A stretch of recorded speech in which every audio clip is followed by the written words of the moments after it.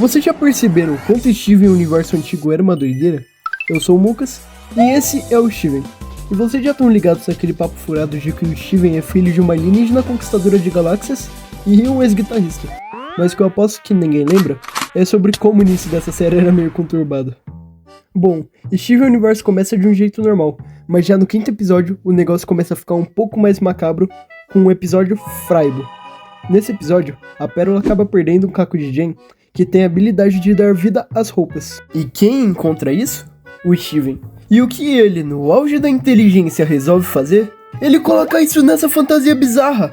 Não tinha como dar errado, né? Na real, deu muito errado. Isso gerou uma das cenas mais estranhas do desenho.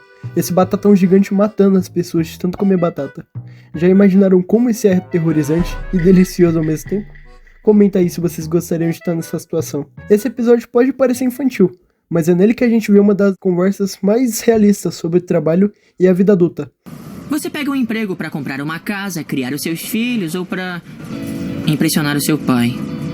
Você trabalha a vida inteira e o que você ganha? Sorrisos felizes? Não. Você ganha dinheiro. Dinheiro que não compra tudo que o emprego tirou de você. Nem que você ande em todos os cavalinhos marinhos do mundo. Poxa! Trabalho é realmente um terror, mas pior do que isso é viver um terror no seu trabalho. E é isso que acontece em Pesadelo Hospitalar. Se vocês não se lembram bem, o Steven e a Connie seguem a mãe dela até o hospital, já que ela pegou a espada da Connie por achar que ela não poderia mexer com aquilo. E nessa eu tenho que concordar que a mãe da Connie tá certa, eu faria o mesmo. Você sabe quantas crianças eu vejo no hospital todos os dias que acabaram se cortando brincando com espadas? Mas nenhuma, porque todas elas têm pais que as amam e que não as deixam brincar com armas mortais como se elas fossem membros de gangues. Nada de brincar com espadas, sob nenhuma circunstância. Mas eles nem têm tempo de conversar direito sobre a espada, porque a mãe dela tá atendendo um paciente deformado que fala, mas não tem pulso. E logo que o Steven vai ver quem é esse paciente, a gente encontra um dos bichos mais bizarros do desenho, uma fusão forçada. Um bicho feito de vários pedaços de Jen, como forma de tortura. É como se desmontassem você e seus amigos e juntassem no Frankenstein bizarro. A única coisa que esses seres pensam é em achar os outros pedaços deles, mesmo que pra isso eles precisem se despedaçar. Mas meu irmão, eu juro que eu tinha um cagaço desse bicho quando eu era mais novo. Mas nem todo episódio precisa ter monstros bizarros pra ser assustador. Alguns monstros se mostram nas atitudes tóxicas de pessoas ao seu redor, como no EP Capacidade Máxima. Nesse episódio, o ano novo tá chegando, e o Greg, o pai do Steven, faz uma daquelas promessas que todo mundo faz no começo do ano. Ele disse que ia arrumar um galpão cheio de tralhas que ele abandonou depois que a mãe do Steven morreu.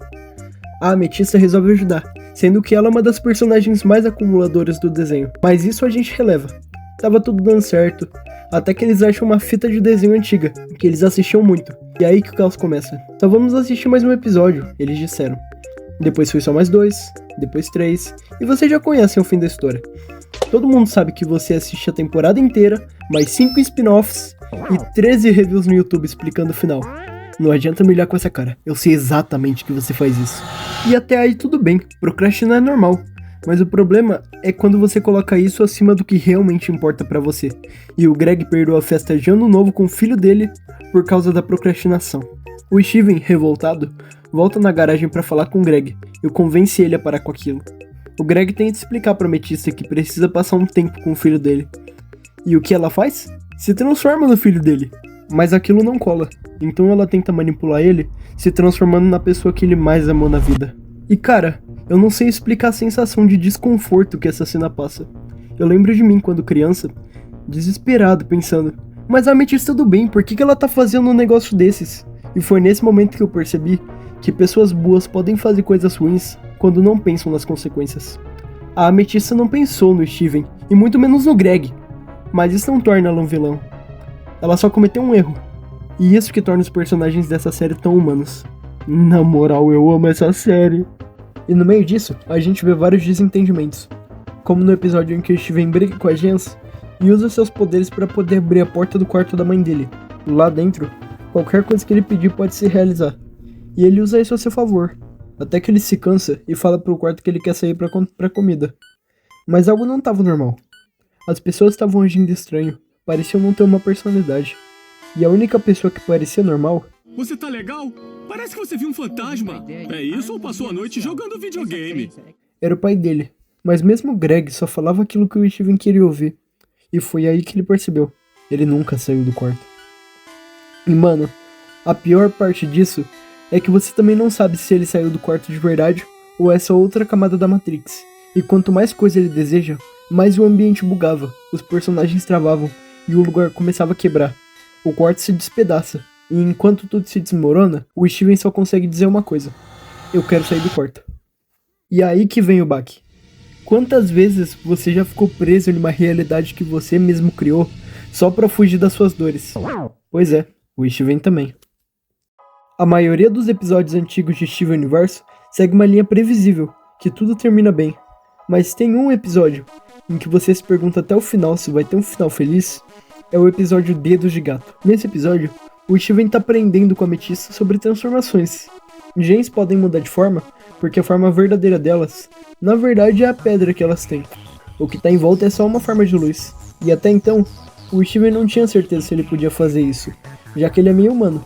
Mas depois de ser mortificado pela Ametista, ele tenta se transformar em um gato. E surpreendentemente ele só transforma um dedo. Mas pelo menos ele conseguiu se transformar. Pra ele aquilo já é incrível. Ele vai tentar estrear isso numa missão aquática. E é aí que ele descobre que ele não pode molhar as partes transformadas. E as gems são obrigadas a deixar ele pra trás, com aqueles dedos de gato sem nem saber como desfazer. E como só as gems conseguiam resolver, e elas não estão nem perto, ele tem que aturar aquilo sozinho. Até que o poder começa a sair do controle, e surgem vários gatos no corpo dele, todos independentes. E ele não consegue mais controlar. Ele corre pro lava-jato do pai dele, pedindo ajuda, desesperado, com um gato saindo de todo o corpo dele. Ele começa a suplicar para aquelas aberrações deixarem ele voltar ao normal, porque ele não conseguiria viver assim. Não podia nem tomar banho. Aí ele tem uma ideia. Ele lembra que gatos odeiam água. Pai, pai, usa o lava-jato em mim. E mano, dá pra poder ver a dor do Steven nessa cena. Você não sabe qual é o limite do poder dele. Não sabe se vai funcionar. Mas por fim, ele volta ao normal. É, não é dessa vez que vai ter um final ruim. Mas olha, tem episódios que realmente terminam mal. Mas esses a gente deixa para um próximo vídeo. E próximas temporadas também. Bom, eu só tenho 2 recados agora. Pra vocês, eu peço que se inscrevam e curtam o vídeo. E pro pobrinho do Steven... Tá, então você tá me dizendo que você sabe tudo o que vai acontecer comigo? Exatamente, mano. E o que eu preciso fazer pra ajudar todo mundo? Terapia. E vocês também precisam. Beijo na bunda até segunda.